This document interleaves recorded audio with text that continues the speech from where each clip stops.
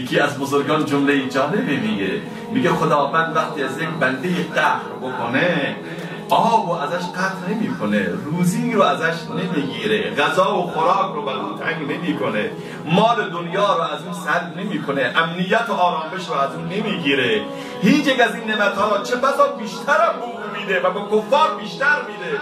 الله وقتی از یک انسانی ناراحت باشه سجده برای خودش رو از اون سلب میکنه، زور میزنه که سجده بکنه اما نمیتونه.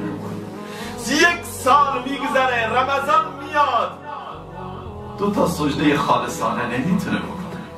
این علامت قهر الله. جوان هیچ زمان با معیارهای مادی نزد که فلانی با خدا هیچ رابطه ای نداره، سود و نزول میخوره، همش سر این و فلان میذاره، مال مردم مثل افعی شده اما خدا بهش همین جور میده. الله عزوجل در آیه میفرماید که اگر بیم این نبود ولو علی ان یکون الناس امة واحده لجعلنا لمن یکفر بالرحمن لبیوتهم سقفا من فضة.